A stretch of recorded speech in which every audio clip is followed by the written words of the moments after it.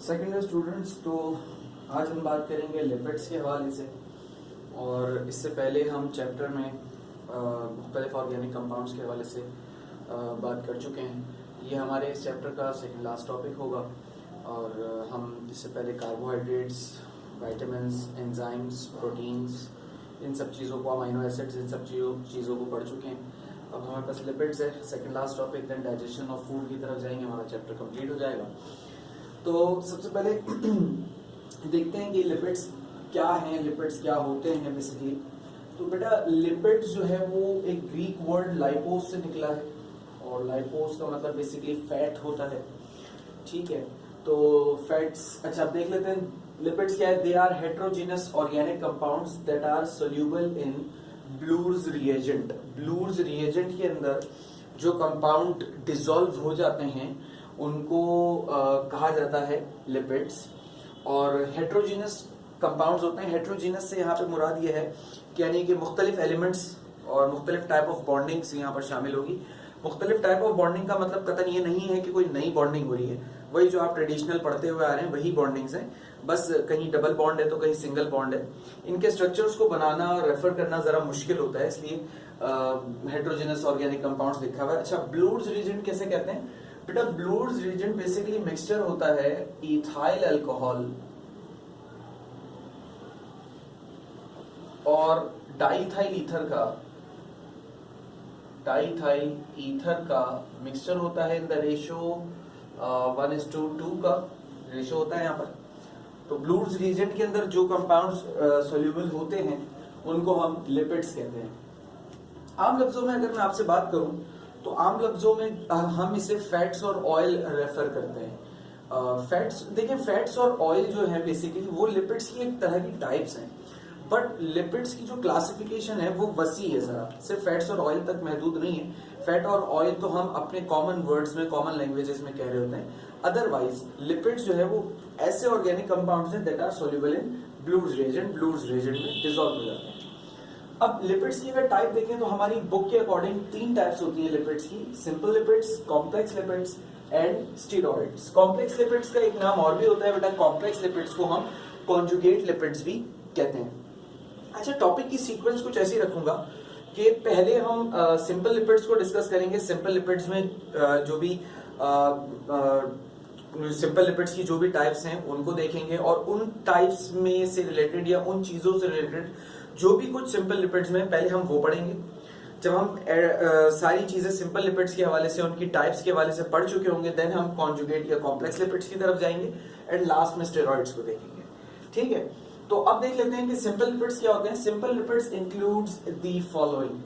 Simple lipids में ये 2 चीजें शामिल हैं, फैट्स और ऑयल। जैसे मैंने अभी आप लोगों को थोड़ी देर पहले भी बताया कि लिपिड्स जब हमारे कंसर्न में आता है तो हमें एट टाइम्स ऐसा लगता है कि लिपिड्स जो है वो फैट्स और ऑयल है, बट लिपिड्स बेसिकली फैट्स और ऑयल की एक टाइप है।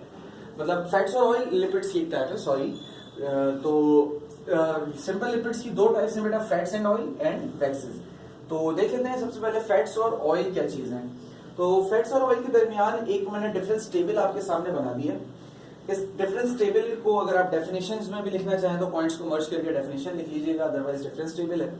तो फैट्स क्या होते हैं? They are esters of glycerols with saturated fatty acids. अच्छा, ईस्टर्स ऑफ ग्लाइसरॉल्स, ग्लाइसरॉल्स ये क्या है?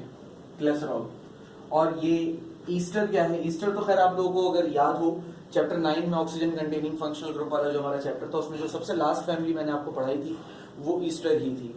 तो ईस्टर क्या होता है? बेसिकली RCOOR, ये है ईस्टर। ठीक है ना, दिस इज ईस्टर, इसको हम ईस्टर कहते हैं।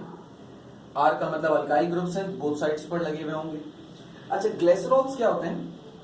आपने मोनो, डाई और ट्राई अल्कोहल्स के बारे में पढ़ा हुआ है, यानी कि ऐसे अल्कोहल जिसमें एक OH ग्रुप हो, 2 OH ग्रुप हो या 3 OH ग्रुप हो। तो ऐसे अल्कोहल्स जिसमें 3 कंसेक्यूटिव OH ग्रुप्स आ रहे हों, ऐसे अल्कोहल्स को हम ग्लिसरॉल्स कहते हैं। इसका अगर मैं एक छोटा सा आपको एक स्ट्रक्चर दिखा दूं कुछ इस तरीके से, ये होते हैं ग्लिसरॉल्स, यानी कि वो अल्कोहल्स जिसमें 3 OH ग्रुप हों और 3 कंसेक्यूटिव OH ग्रुप्स हों, they are called as glycerols. ठीक है, अच्छा क्या होता है भाई, esters of glycerols with saturated fatty acid saturated fatty acid के साथ। अच्छा, इस चीज को ना मैं आगे एग्जांपल से आपको मजीद क्लियर करूंगा, क्योंकि ये आगे इक्वेशन दी हुई है मैंने, हम उसको आगे देखते हैं। अच्छा, फैट्स क्या है, basically they are solid at 20 degree Celsius. जो चर्बी है ना, मतलब ह्यूमन बॉडी में, जानवरों में जो चर्बी होती है बेसिकली उसको हम फैट कहते हैं आम लफ्जों में। तो वो 20 डिग्री सेल्सियस अगर टेम्परेचर होगा एनवायरनमेंट का तो वो सॉलिड होंगे। Fats are the substances which are solid at 20 degree Celsius. 20 के बाद लिक्विड हो जाए मसला नहीं, लेकिन 20 डिग्री सेल्सियस तक वो सॉलिड रहते हैं, ठीक है। इसी तरीके से ऑयल क्या होते हैं, oils are esters of glycerol with unsaturated fatty acid, जिनके अंदर अनसैचुरेटेड फैटी एसिड है, उसको भी मैं आगे एक्सप्लेन करता हूँ। अच्छा, they are liquids at 20 degree Celsius. 20 degree Celsius पर ये लिक्विड्स होते हैं। 20 पर अगर लिक्विड है तो 20 के आगे भी ऑब्वियस है लिक्विड ही मिलेंगे आपको। तो अच्छा, generally they are originated from animals. Fats जो है वो नॉर्मली एनिमल्स में हमें मिलते हैं, चाहे वो इंसान हो जानवर हो। और ऑयल्स जो है वो हमें अमूमी तौर पे प्लांट्स की सीड से मिलते हैं। खुसूसी तौर पर प्लांट्स में कहाँ होते हैं ये ऑयल्स कहाँ मिलेंगे, प्लांट्स की सीड्स में से ये हमें ऑयल मिल रहे होते हैं। यानी कि जैसे कुछ एग्जांपल्स, जैसे कोकोनट ऑयल हम कहते हैं, ऑलिव ऑयल हम कहते हैं, मस्टर्ड ऑयल हम कहते हैं। तो वो ऑलिव ऑयल जो होता है वो जैतून का तेल, वो जैतून के बीजों से मिल रहा होता है, ठीक है। और इसी तरीके से कोकोनट ऑयल को नारियल के बीजों से, नारियल से मिल रहा होता है। इस तरीके से मुख्तलिफ तरह के ऑयल्स आते हैं हमारे पास। तो प्लांट्स से हमें ऑयल हासिल होते हैं और फैट्स नॉर्मली हमें एनिमल से हासिल होते हैं। अच्छा, ये जो कह रहे थे, जो डेफिनेशन थी, इस डेफिनेशन को जरा समझना जरूरी है आगे चलने के लिए। आप लोगों को याद होगा चैप्टर 9 में ये जो रिएक्शन मैंने आपके सामने लिखा है, ये रिएक्शन चैप्टर 9 में मैंने आपको एल्कोहल्स में भी पढ़ाया था, इथाइल अल्कोहल में। और एसिटिक एसिड जब हम कार्बोक्सिलिक फैमिली को कर रहे थे, मैंने तब भी इस एसिड को, मतलब इस रिएक्शन को आपको पढ़ाया था। और इवन ईस्टरिफिकेशन, जब हम ईस्टर की प्रिपरेशन पढ़ रहे थे तब भी ये रिएक्शन पढ़ाया था। नहीं, चैप्टर 9 में ये रिएक्शन आपको 3 जगह पढ़ाया है मैंने। उसके अलावा ये रिएक्शन आपने कहाँ देखा होगा, उसके अलावा हमारा जो फर्स्ट ईयर है, फर्स्ट ईयर का चैप्टर 7 जो है इक्विलिब्रियम वाला, केमिकल इक्विलिब्रियम वाला, उस चैप्टर में न्यूमेरिकल्स आते हैं, जिन न्यूमेरिकल्स में अमूमी तौर पे हमें ये इक्वेशन लिखी हुई नजर आती है। तो ये इक्वेशन इसलिए सेलेक्ट की है क्योंकि आगे की जो इक्वेशंस हैं फैट्स और ऑयल से रिलेटेड, वो बड़े कॉम्प्लेक्स मॉलिक्यूल्स हैं, उनको समझना आपके लिए थोड़ा सा मुश्किल हो जाएगा। इसलिए बेहतर यही है कि कॉन्सेप्ट को, जो आगे आने वाला है, उस कॉन्सेप्ट को इस इक्वेशन पर रखकर जरा समझ लीजिएगा।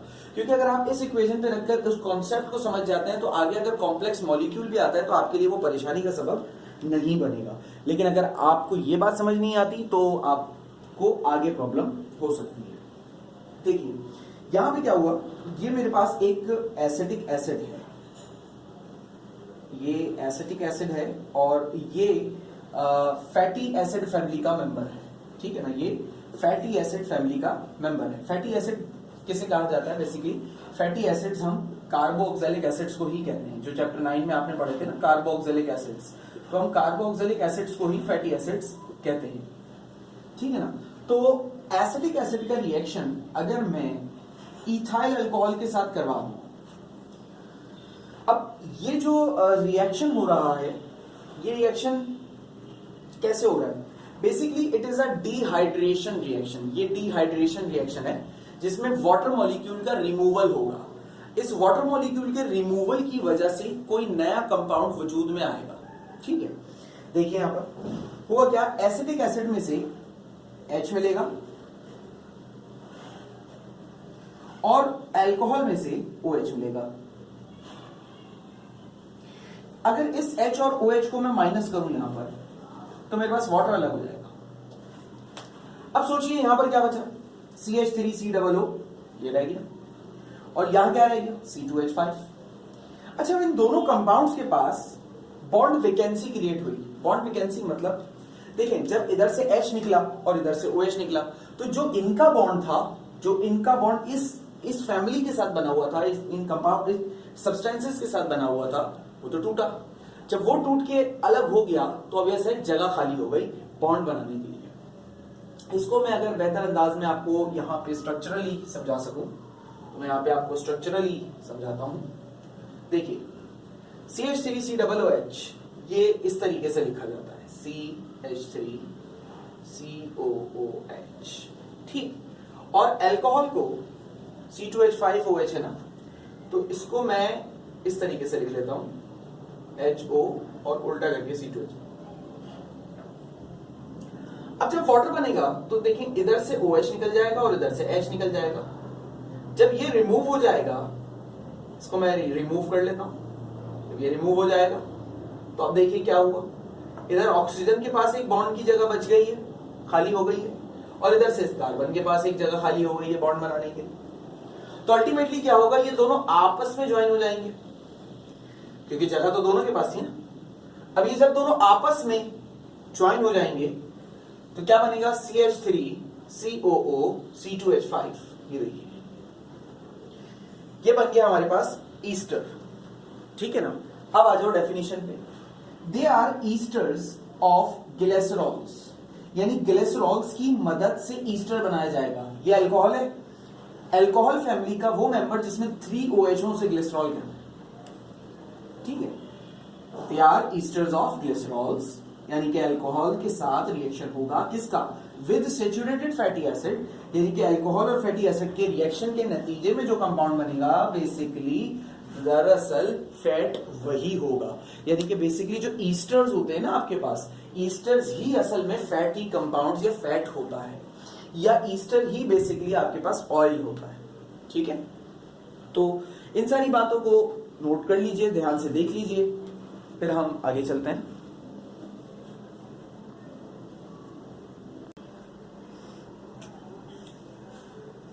बेटा आगे देखिए, तो अभी हमने इससे पहले अभी जो बात की थी वो ये की थी कि फैट्स या ऑयल्स जो हमारे पास बनते हैं उसके लिए मैंने आपको एक रिएक्शन समझाया था।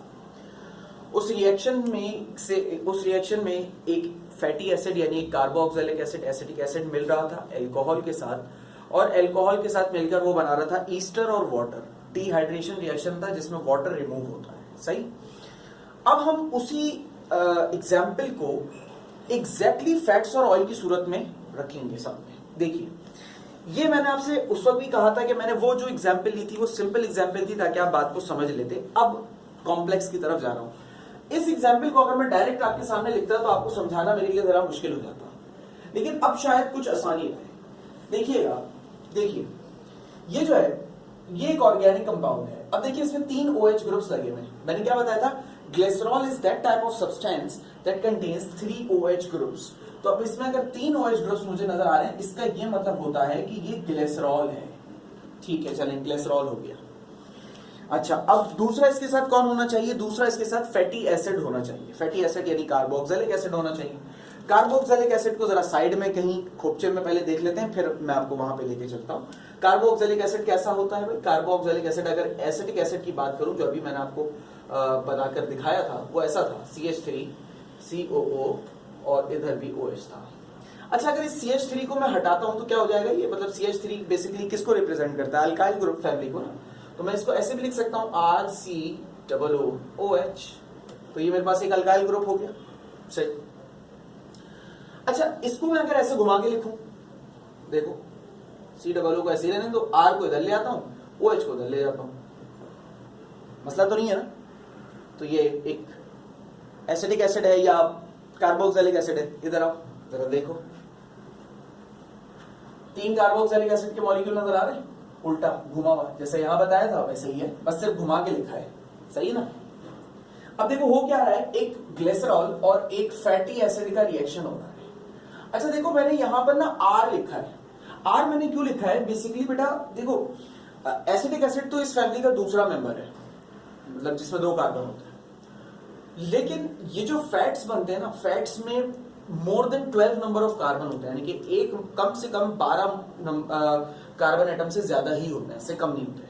तो इसलिए मैंने R लिख दिया, क्योंकि R का मतलब यहाँ पे एक कोई अल्काइल ग्रुप नहीं होगा, मल्टीपल हो सकते हैं, मिथाइल, इथाइल, प्रोपाइल, ब्यूटाइल, जो अल्काइल ग्रुप यहाँ पर लगना चाहे लग सकता है, ठीक है ना, मतलब बड़ी फैमिली हो सकती है। बेसिकली मैं इस चीज को R से इंडिकेट कर रहा हूँ।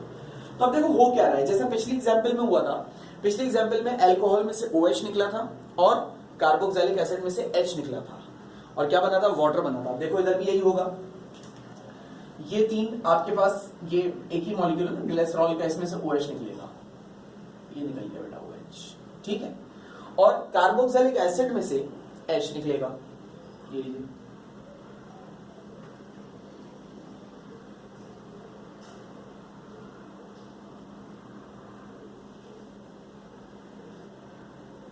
H निकल गया यहां से, ठीक है। अब देखिए जब इधर से OH और इधर से H निकलेगा तो इनको सम अप कीजिए, OH और H वाटर बना, OH और H वाटर बना, OH और H वाटर बना, यानी 3 वाटर मॉलिक्यूल्स आपके सामने आ जाएंगे। अब इन तीनों कार्बन के पास बॉन्ड की जगह खाली हो गई, इन तीनों ऑक्सीजन के पास भी खाली हो गई, तो अल्टीमेटली ये तीनों एक दूसरे से जुड़ जाएंगे। जब जुड़ जाएंगे तो ये चीज फॉर्म हो जाएगी। अच्छा अभी भी देखो यहाँ पे ईस्टर ही बना है, लेकिन अब ये थोड़ा सा कॉम्प्लेक्स मॉलिक्यूल है। वो जो पहले आपको बताया था वो जरा सिंपल था। इसे क्या कहा जाता है? इसे कहते हैं ट्राई असाइल ग्लिसरॉल। इसका एक और नाम भी होता है, इसको हम ट्राई ग्लिसराइड भी कहते हैं। तो ये आपके पास फैट या ऑयल की प्रिपरेशन हो गई कि ये इस तरीके से बनता है आपकी बॉडीज में, ह्यूमन बॉडीज वगैरह में। इसके बाद अगर मजीद इस चीज को थोड़ा सा और हम लेकर चलें, अभी याद रहे मैं सिंपल लिपिड्स में ही हूं, मैंने फैट्स और ऑयल क्या होता है अभी वो समझाया है। अब फैट्स और ऑयल में ही मैं मजीद आगे बात करता चलूंगा, ठीक है। फैटी एसिड्स की बात कर रहे थे, फैट से रिलेट करता है फैटी एसिड। बेसिकली आपको एक चीज नजर आ रही है कि अगर फैट्स का बनना है फैट्स को, तो इट रिक्वायर्स 2 थिंग्स। क्या क्या? एक तो कार्बोक्सिलिक एसिड जिसे हम फैटी एसिड कहते हैं, and the other substance is glycerol. ये 2 चीजों के होना बड़ा जरूरी है, तभी जाकर फैट से ऑयल प्रोड्यूस होता है। तो फैटी एसिड जो है यानी कि कार्बोक्सिलिक एसिड्स, इनके हवाले से हमारी बॉडी में इनकी क्या पेशरफ्त है, क्या बाजपुर्स है, इसके हवाले से कुछ थोड़ी सी बात करते हैं। तो 2 तरह के फैटी एसिड्स होते हैं बेटा, एक होते हैं एसेंशियल फैटी एसिड्स और एक होते हैं, यहां मैं लिख रहा हूं जरा सा थोड़ा सा खिचड़ी बन गई बेटा, जरा ध्यान रखिएगा, एक होते हैं non essential fatty acids. Essential fatty acids and non essential fatty acids. तो एसेंशियल फैटी एसिड्स कौन से होते हैं? Essential fatty acids are those fatty acids which are not synthesised by our body. हमारी बॉडी में जो फैटी एसिड्स नहीं बन सकते वो एसेंशियल फैटी एसिड्स होते हैं, और वो फैटी एसिड्स जो हमारी बॉडी में बन जाते हैं are called as non essential fatty acids.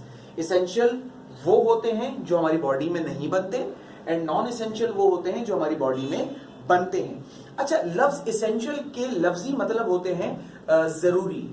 तो इसका कोई ये ना समझे कि एसेंशियल फैटी एसिड जो है वो हमारे लिए जरूरी हैं और नॉन एसेंशियल फैटी एसिड हमारे लिए जरूरी नहीं है। जरूरी हमारे लिए दोनों ही है, ठीक है। बस ये एक क्लासिफिकेशन इस बेस पर है कि कौन सा हमारी बॉडी में बनता है और कौन सा हमारी बॉडी में नहीं बनता। तो एसेंशियल हमारी बॉडी में नहीं बनता और नॉन एसेंशियल हमारी बॉडी में बनता है। तो एसेंशियल फिर हम कहां से हासिल करते हैं? एसेंशियल फिर हम खाने के जरिए हासिल करते हैं, जो हम सब्जियों का और गोश्त का और इन सब चीजों का जो इस्तेमाल हम करते हैं, तो हमें इनकी बॉडी से, इनके फैट्स और इनकी मुख्तलिफ चीजों से हमें एसेंशियल फैटी एसिड हासिल होते हैं। और नॉन एसेंशियल फैटी एसिड तो हमारी बॉडी में भी बनते हैं और हमें फूड से भी हासिल होते हैं, ठीक है। अब देखते हैं एसेंशियल फैटी एसिड के बारे में। तो खैर आपको बता दिया कि एसेंशियल फैटी एसिड वो होते हैं जो आपकी बॉडी में नहीं बनते, आपको खाने के जरिए लेने होते हैं। इसकी कुछ एग्जांपल्स हैं, लेनोलिक एसिड, लेनोलेनिक एसिड और आर्किडोनिक एसिड। इनके फॉर्मूलाज भी लिख दिए हैं मैंने, बुक में भी इनका जिक्र था इसलिए इन्हीं को मेंशन किया है। इसी तरीके से नॉन एसेंशियल फैटी एसिड्स कौन से होते हैं? Palmitic acid, oleic acid, stearic acid, बहुत सारे जो है वो आपके पास नॉन एसेंशियल फैटी एसिड्स होते हैं। एसेंशियल की तादाद कम है, नॉन एसेंशियल की ज्यादा है, ठीक है। अच्छा, सबसे जो इंपॉर्टेंट चीज है वो इनका फंक्शन याद रखना है, ठीक है, क्योंकि फंक्शन के हवाले से एमसीक्यूज वगैरह में क्वेश्चन आता है। एसेंशियल फैटी एसिड्स जो आपकी एग्जांपल दी है, इसके 2 फंक्शंस हैं। पहला फंक्शन क्या है कि डिपोजिशन ऑफ कोलेस्ट्रॉल को रोकता है आर्टरीज और वेन में। आपने अक्सर सुना होगा हार्ट अटैक का होना और हार्ट अटैक आ जाना या हार्ट फेलियर होना। तो ये जो हार्ट अटैक या हार्ट फेलियर होता है, ये सबसे पहले होता क्यों है? हार्ट अटैक या हार्ट फेलियर की सबसे बड़ी वजह कोलेस्ट्रॉल होती है, मतलब one of the biggest reason cholesterol. होता क्या है? होता यह है कि कोलेस्ट्रॉल भी एक तरह का हमारे पास लिपिड ही होता है, जो कि मैं आगे आपको स्टेरॉइड्स में पढ़ाऊंगा, जो कि वेन्स और आर्टरीज में, हमारी वेन में, हमारी आर्टरी में जो है वो फंस जाता है। उसकी वजह से क्या होता है कि जब हमारा हार्ट ब्लड को पंप करता है in the body and out of the body, तो उसमें चोकिंग आती है, यानी रुकावट आती है। ये ऐसे ही है कि फॉर एग्जाम्पल, मिसाल के तौर पे ये मेरे पास एक पाइप है, इसको एक पाइप समझ लें। अब इस पाइप की ओपनिंग इतनी है कि मेरी एक आराम से एक फिंगर जा रही है इसमें से जो भी लिक्विड मैं पास करना चाहूंगा इतनी ओपनिंग में से पास होगा एक सर्टेन प्रेशर पर। लेकिन अब कुछ ऐसा हो कि मैं इस पाइप की ओपनिंग में, इस पाइप के अंदर कुछ पत्थर भर दूं, चिपका दूं पत्थरों को, यानी कि इसका जो गैप है, इसके जो होल है, उस होल को थोड़ा कम कर दूं, डिप्लीट करूं। अब उसकी डिप्लीशन से क्या होगा? उसकी डिप्लीशन से ये होगा कि यहां पर जगह कम हो जाएगी। जब जगह कम हो जाएगी तो अल्टीमेटली जो लिक्विड इसमें से निकलेगा वो कम मिकदार में निकलेगा। प्रेशर वही है लेकिन मिकदार कम हो जाएगी क्योंकि जगह कम आ रही है ना। तो दैट कॉजेज हार्ट अटैक और हार्ट फेलियर। तो कोलेस्ट्रॉल क्या करता है? हमारी आर्टरीज और वेन्स को बिल्कुल इसी तरह से जाम कर देता है। तो अल्टीमेटली हमारी बॉडी में ब्लड का जो स्ट्रीम है वो प्रॉपर्ली फ्लो नहीं कर पाता और उसकी वजह से हमारा हार्ट फेलियर या हार्ट अटैक होता है। तो ये बहुत इंपॉर्टेंट फैक्टर है। इसके बाद दूसरा जो सबसे बड़ा फंक्शन इसेंशियल फैटी एसिड्स हमारी बॉडी में कर रहे होते हैं वो रिप्रोडक्टिव सिस्टम की ग्रोथ है। यानी कि ह्यूमंस हो या एनिमल्स हो, उनके अंदर जो रिप्रोडक्टिव सिस्टम होता है, आइदर दे आर मेल और फीमेल, उनके रिप्रोडक्टिव पूरे सिस्टम को ग्रोथ प्रोवाइड करते हैं एसेंशियल फैटी एसिड्स। ठीक है, याद रहे, चाहे जानवर हो, इंसान हो, मेल्स हो या फीमेल, उनके रिप्रोडक्टिव सिस्टम्स को ये एसेंशियल फैटी एसिड्स ग्रो करते हैं और बूस्ट अप करते हैं। इसी तरीके से नॉन एसेंशियल फैटी एसिड्स की अगर फंक्शंस की बात की जाए तो they build cell membranes.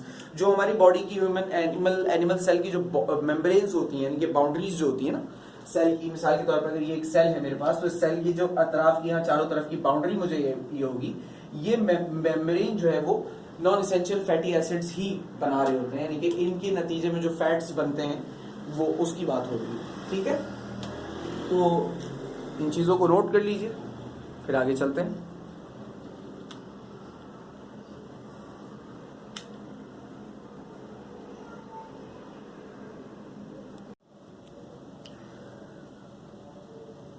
Students, इसके बाद आगे चलते हैं। सिंपल लिपिड्स हमारा टॉपिक चल रहा था। इसमें अगर मजीद आगे देखा जाए बेटा, तो सिंपल लिपिड्स के हवाले से मजीद कुछ बातें हमने और करनी है। सबसे पहली चीज जो अभी है वो सेपोनिफिकेशन है बेटा। तो सेपोनिफिकेशन क्या है? Hydrolysis of oils on boiling with a solution of strong alkali to form sodium और potassium salt of long chain fatty acid along with glycerol is known as saponification। आपने 9th क्लास में भी ये topic पढ़ा हुआ है saponification का। Basically saponification का मतलब है production of production of soap. Soap किस तरीके से बनाया जाता है या सोप किस तरीके से बनता है। सोप की बेसिक मैन्युफैक्चरिंग अगर मैं आपको बताऊं तो सोप की बेसिक मतलब सोप की डेफिनेशन ही होती है sodium and potassium salts of higher fatty acids. Sodium और potassium salt higher fatty acids का, यानी कि बेसिकली जब हम सोप मैन्युफैक्चर करते हैं तो सोप भी फैट से ही मैन्युफैक्चर किया जाता है।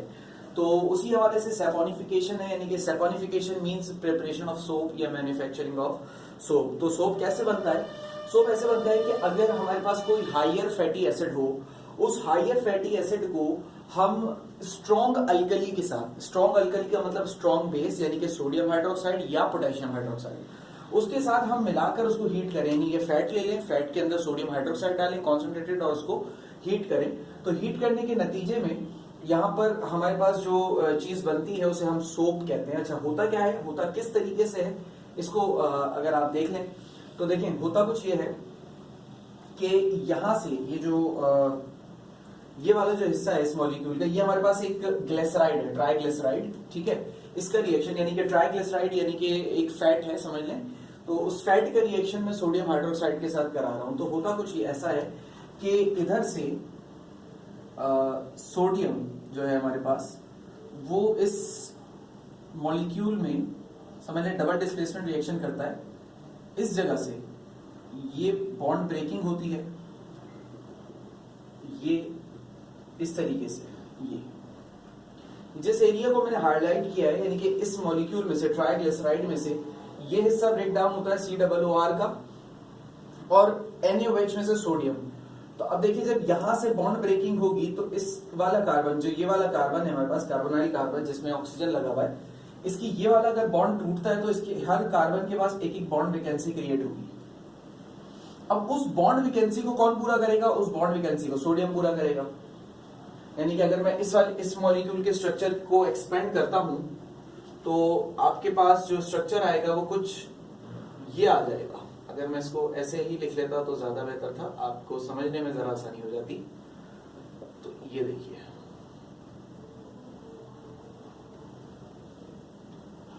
इस तरीके से सोडियम, ये हमारे पास 3 मॉलिक्यूल्स फॉर्म हो जाएंगे। एक Na एक मॉलिक्यूल के साथ रिएक्शन करके एक ये मॉलिक्यूल प्रोड्यूस करेगा, एक Na एक मॉलिक्यूल के साथ रिएक्शन करके एक, और इस तरीके से हमारे पास सोप तैयार हो जाएगा। अच्छा, ये 3 अलग अलग मॉलिक्यूल्स हैं। जैसे यहाँ पर ये मॉलिक्यूल ज्वाइंड है ना, ऐसा नहीं है, ये तीनों मॉलिक्यूल्स अलग अलग है। पहले मैंने 3RCOONA लिखा हुआ था ना, तो ये बस अब मैंने उसको एक्सपेंड करके लिख दिया। बेसिकली होगा क्या, यहाँ से बॉन्ड्स टूटेंगे, टूटने के बाद सोडियम से बॉन्ड बनता जाएगा और एक एक सोप का मॉलिक्यूल तैयार होता जाएगा। अब देखिए उसके बाद क्या होगा, जब इधर NaOH में से सोडियम निकलेगा तो इधर OH के पास बॉन्ड की जगह बन जाएगी और इधर से इस CH2, CH और CH2 के पास बॉन्ड की जगह बन जाएगी। तो अल्टीमेटली ये जो 3 OH होंगे, ये एक इस CH2 से जुड़ेगा, एक इस CH से और एक इस CH2 से। तो यहाँ पर आपके पास क्या बन जाएगा, ग्लिसरॉल बन जाएगा। तो सेपोनिफिकेशन एक ऐसा प्रोसेस होता है जिसमें आपका ईस्टर जो है यानी कि ग्लिसराइड जो है, ग्लिसराइड अल्कली के साथ रिएक्ट करके ग्लिसरॉल और सोप प्रोड्यूस करता है। ठीक है ना, ग्लिसरॉल और सोप प्रोड्यूस कर देता है। तो सेपोनिफिकेशन एक ऐसा प्रोसेस है, इंपॉर्टेंट भी है, अक्सर पेपर में पूछा हुआ भी है, इसे देख लीजिए। इसके बाद अगर हम आगे मजीद बात करें बेटा, तो अब अगला जो हमारे पास टॉपिक ऑफ कंसर्न है वो रेंसिडिफिकेशन है। रेंसिडिफिकेशन पहले इस लफ्ज का मतलब समझ लेते हैं। रेंसिडिफाई या रेंसिड का मतलब होता है किसी चीज का खराब हो जाना, सड़ जाना। ठीक है, जब हम किसी चीज को कहते हैं ना सड़ गई, कोई चीज खराब हो गई, तो उसे कहते हैं रेंसिडिफिकेशन। अब ऑयल या फैट ये भी जो है ये भी रेंसिडिफाई होते हैं। अच्छा, इनके रेंसिडिफिकेशन से क्या है जरा देखिएगा। When fats and oils are left exposed to warm moist air, they give off offensive odor and become off taste. This process is known as the rancidification. यानी अगर हमारा फैट और ऑयल खराब हो जाए, सड़ जाए, तो उस सड़ने के अमल को हम क्या कहते हैं, रेंसिडिफिकेशन कहते हैं। अच्छा, ऐसा होता कब है? ऐसा तब होता है जब हम अपने ऑयल या फैट को वार्म और मॉइस्ट एटमॉस्फेयर में एक्सपोज कर दें, यानी छोड़ दें। वार्म और मॉइस्ट एटमॉस्फेयर में उसे हम एक्सपोज कर दें, छोड़ दें, तो रेंसिडिफिकेशन का अमल होता है। अच्छा, अब रेंसिडिफिकेशन के अमल में का अमल जो है ये भी 2 चीजें हैं। पहला पॉइंट क्या है, hydrolysis of Easter linkage giving original fatty acid of सोर टेस्ट। बेसिकली जब हमारा ऑयल या फैट जब सड़ता है तो 2 चीजें होती हैं। एक तो उसमें से स्मेल आती है, बहुत खतरनाक, बहुत खराब सी बदबू आती है, और दूसरी चीज क्या होती है कि उसका जो टेस्ट होता है वो खट्टा हो जाता है। तो यही बात कर रहे हैं कि अब हम देखते हैं कि क्या 2 चीजें हैं, एक स्मेल आना और एक खट्टापन। तो उसकी बात कर रहे हैं, hydrolysis of Easter linkage giving original fatty acid of सोर टेस्ट। अब वजह बता रहे हैं कि खट्टापन क्यों आता है और जो स्मेल आती है आपको वो क्यों आती है। तो जो खट्टापन आता है, सबसे पहले उसकी बात कर रहे हैं। तो खट्टापन क्यों आता है कि जब ईस्टर हाइड्रोलाइज होता है तो ओरिजिनल फैटी एसिड बनना शुरू हो जाता है। ईस्टर हाइड्रोलाइज होता है। इसको मैं वही एक कॉमन एग्जांपल से आपको समझा रहा हूं, तो ऑटोमेटिकली आपको मेन एग्जांपल समझ में आ जाएगी। वही एग्जांपल जो हम चैप्टर 9 में भी 3 मरतबा कर चुके हैं। अभी प्रीवियस टॉपिक में मैंने आपको यहाँ पर ग्रीन मार्कर से लिखकर बताया था कि किस तरीके से रिएक्शन होता है। चैप्टर 6 में फर्स्ट ईयर में न्यूमेरिकल्स में भी आता है। वही रिएक्शन मैं आपको दिखा रहा हूं ताकि आपके लिए आसानी हो जाए उस चीज को समझना। देखिए, ईस्टर की हाइड्रोलिसिस, ईस्टर CH3COO C2H5, ये मैंने एक ईस्टर ले लिया। इसकी जब मैं हाइड्रोलिसिस करा रहा हूं यानी वाटर से इसका रिएक्शन करा रहा हूं, तो अल्टीमेटली क्या प्रोड्यूस हो रहा है, ultimately CH3COOH acidic acid produce हो रहा है। इस एसिडिक एसिड के साथ क्या प्रोड्यूस हो रहा है, इस एसिडिक एसिड के साथ अल्कोहल प्रोड्यूस होता है। ठीक है ना। अब ये देखिए, ये जो एसिटिक एसिड प्रोड्यूस हुआ है, एसिटिक एसिड एक ऐसा एसिड है जो सिट्रस एसिड है, यानी कि इसका टेस्ट, एसिड हमें पता है कि एसिड का जो टेस्ट होता है वो खट्टा होता है। तो यहां पर अगर एक ऐसी चीज प्रोड्यूस हो गई है जिसका टेस्ट कैसा है, खट्टा है, सोर है, तो अल्टीमेटली जो आपके पास चीज होगी उसके अंदर जो टेस्ट, अगर उसकी बात करोगे तो कैसा टेस्ट आएगा, खट्टा आएगा। अब अगर हम प्रायर एग्जाम्पल की बात कर लें ग्लिसरॉल या ग्लिसराइड के हवाले से, तो उसको एक नजर देख लेते हैं एग्जाम्पल को।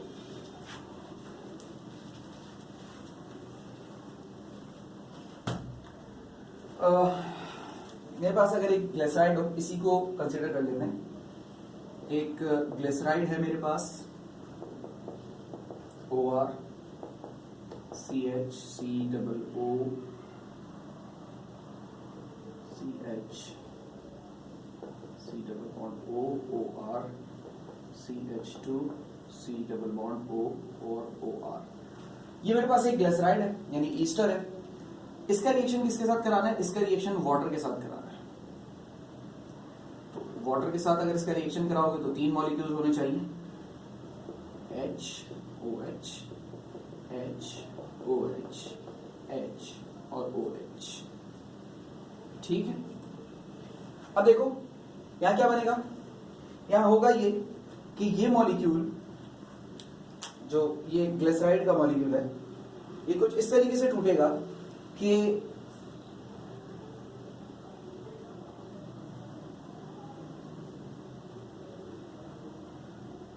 यहां से इसकी बॉन्ड ब्रेकिंग होगी, यूं, ठीक है, यहां से इसकी बॉन्ड ब्रेकिंग होगी यूं। तो अच्छा, अभी आप देख रहे हैं कि इसके यहां पे 3 बॉन्ड्स बने हुए हैं, तो अल्टीमेटली जो प्रोडक्ट आपके सामने आएगा वो क्या होगा, RC डबल O, और यहां से H इसको मिला है इस ऑक्सीजन को, तो ये OH। इसी तरीके से 3 मॉलिक्यूल आपके पास एसिटिक एसिड के क्रिएट हो जाएंगे, एसिटिक एसिड नहीं, नॉर्मल एक फैटी एसिड के क्रिएट हो जाएंगे। और ये जो OH है, ये इनके साथ जुड़कर CH2 CH और CH2 के साथ अल्कोहल या ग्लिसरॉल दोबारा से प्रोड्यूस कर लेगा, CH2 OH CH OH CH2 OH। अगर आपको याद हो कि जब चैप्टर का मैंने इस टॉपिक का जब मैंने आगाज किया था, तो टॉपिक क्या स्टार्ट में मैंने इसी रिएक्शन को रिवर्स करके दिखाया था, यानी कि जिसमें ग्लिसरॉल का रिएक्शन किसी फैटी एसिड के साथ हो रहा था और नतीजे में वाटर रिमूव हो रहा था और ग्लिसराइड प्रोड्यूस हो रहा था। अभी मैंने बस उसी रिएक्शन को उल्टा करके लिखा है, यानी इसी टॉपिक के स्टार्ट में अगर आप देखेंगे, जब सबसे पहले मैंने यही रिएक्शन समझाया था, तो उसी रिएक्शन को मैंने रिवर्स किया। आप उस इक्वेशन को जाके स्टार्ट में देख सकते हैं रिएक्शन के, तो वही रिएक्शन मैंने रिवर्स किया है। बेसिकली यहाँ पर क्या हुआ, दोबारा वाटर का उस ग्लिसराइड से रिएक्शन हुआ। अब ये वाटर कहां से आए, ये वाटर बेटा मॉइस्चर, जो हवा में हमारे मॉइस्चर मौजूद होता है, ये वहां से आता है। तो बेसिकली हमारा जो ऑयल या घी होता है या ये जो फैट्स होते हैं, इनको प्रिजर्व इसी तरीके से किया जाता है कि इनको सबसे पहले तो मॉइस्चर से बचाया जाता है, क्योंकि मॉइस्चर से अगर इनका रिएक्शन हो जाए तो आपके सामने ही है। अच्छा, मॉइस्चर से इसको बचाने का एक ही तरीका है कि आप इसको कवर करके रखें, क्योंकि मॉइस्चर अगर इसको मिल जाता है तो फिर उसके बाद कोई और खास चीजों की इसको जरूरत नहीं होती मजीद आगे रिएक्शन कैरी कराने के लिए। फिर बस मॉइस्चर है और इसका काम शुरू हो जाता है और इस तरह का रिएक्शन हो जाता है। अब ये जो आपके पास एक मॉलिक्यूल प्रोड्यूस हुआ है, ये वाला मॉलिक्यूल, इस मॉलिक्यूल को ध्यान से देखिए, ये एक फैटी एसिड है।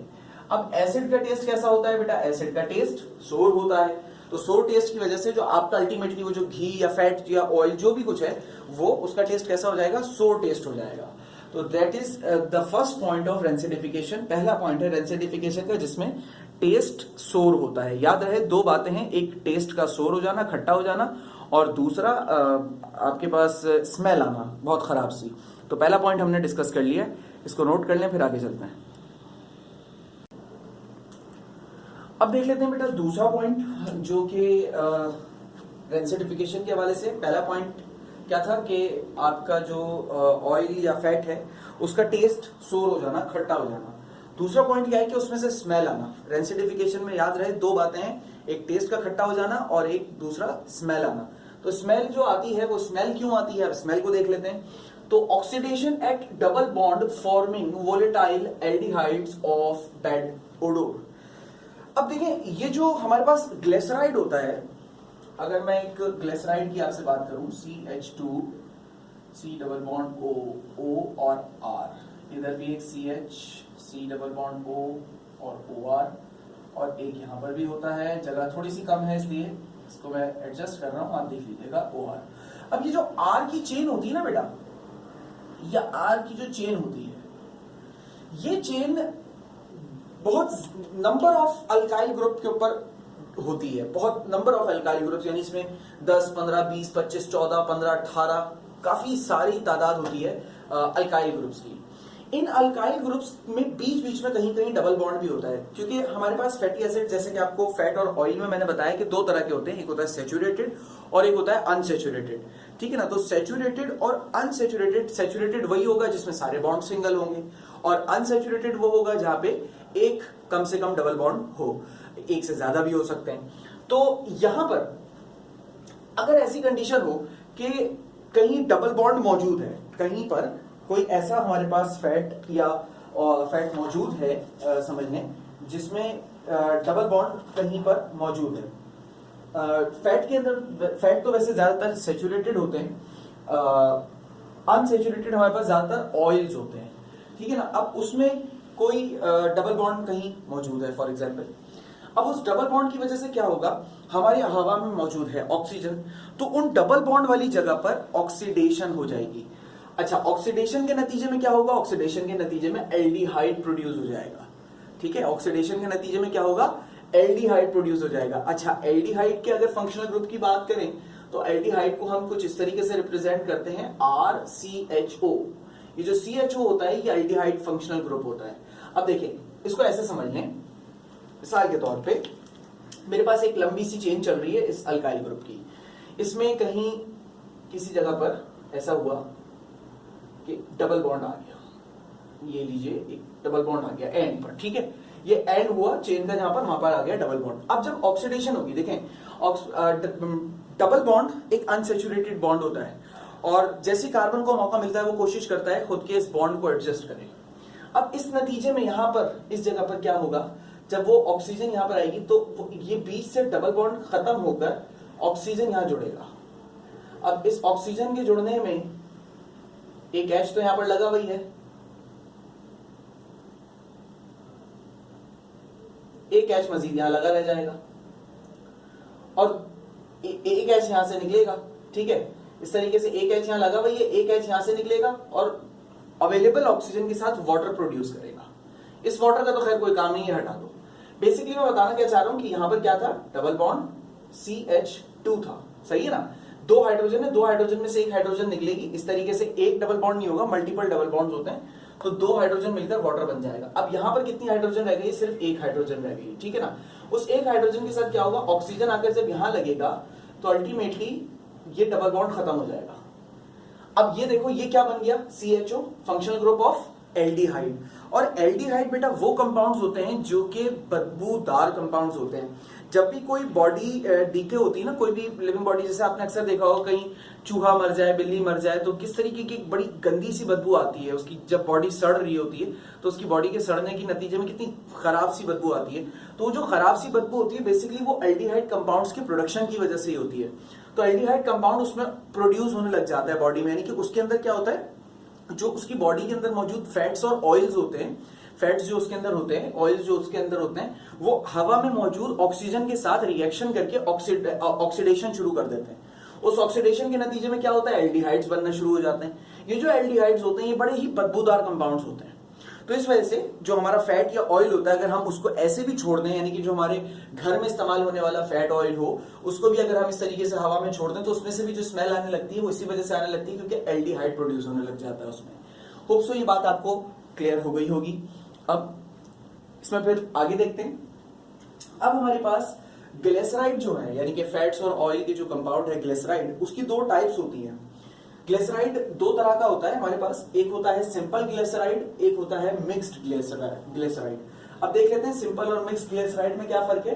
When all three hydroxyl group of glycerol are esterified with same fatty acids, the triglyceride is simple, and when all the hydroxyl groups of glycerol are esterified by different fatty acids, the triglyceride is mixed glyceride। देखो ये glycerol है, ठीक है। अब क्या हो रहा है, इस ग्लिसरॉल का रिएक्शन मैंने एक फैटी एसिड से कराया, दैट इज पामेटिक एसिड। तो अब यहां पर जो ये एस्टेरिफिकेशन होगी, उसमें क्या होगा, इधर से OH निकलेगा, इधर से H निकला, इधर से OH निकला, इधर से H, इधर से OH निकला, इधर से H।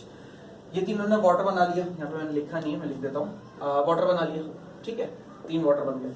अब क्या हुआ, इधर बॉन्ड की जगह बनी, इधर भी बॉन्ड की जगह बनी, तो इस CH2 के साथ ये आकर जुड़ गया।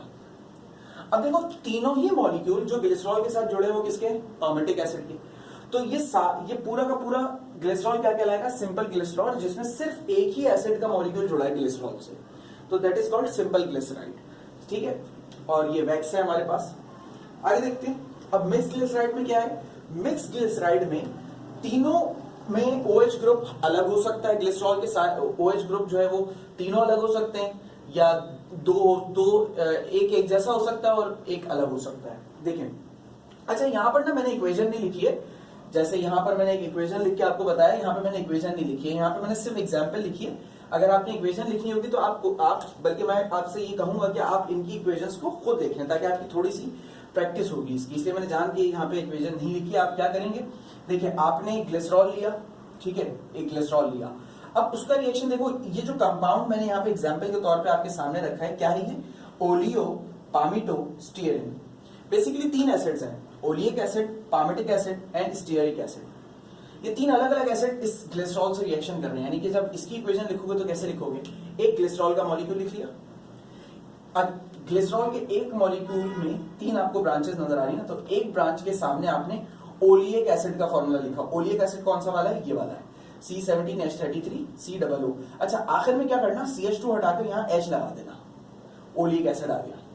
दूसरे वाले के सामने नहीं, इस CH वाले दूसरे OH के सामने क्या करोगे, यहां पर आप लिखोगे पामेटिक एसिड का फॉर्मूला, ये रहा पामेटिक एसिड C15H31 COO, यहां तक लिखोगे। आखिर में CH ये नहीं लिखना, ये हटाकर H लिख देना, ठीक है। तीसरे पर आ जाओ, तीसरे में क्या है, स्टीयरिक एसिड, तो आपने इसके सामने CH2OH लिखा, ग्लिसरॉल के इस वाले के सामने क्या लिखा, C17H35 COO, और लास्ट वाले में H, यहां पर इस CH2 को हटाकर H लिख देना। अब जब रिएक्शन होगा तो क्या होगा, तीनों ग्लिसरॉल में से OH निकलेगा और तीनों एसिड्स में से, यानी कि ओलिक, पामेटिक और स्टीयरिक एसिड में से H निकलेगा, वाटर बनेगा जैसे वहां बना हुआ है। और क्या होगा, यहां बॉन्ड वैकेंसी क्रिएट होगी और यहां बॉन्ड वैकेंसी क्रिएट होगी, वो ज्वाइन होकर ये मॉलिक्यूल फाइनल प्रोडक्ट में आ जाएगा, ठीक है। तो इसको कहते हैं हम oleo palmito stearin. Oleic acid, palmitic acid और स्टीयरिक एसिड से मिलकर बनने वाला जो ग्लिसराइड होता है वो ये कहलाता है। अब क्या है, इसी में ही एक और नेक्स्ट एग्जांपल देख लेते हैं। अब इसमें क्या है, इसमें ये है स्टीयरो डाइपामेटिक, यानी कि इसमें एक स्टीयरिक एसिड का मॉलिक्यूल होगा और 2 पामेटिक एसिड के मॉलिक्यूल्स होंगे।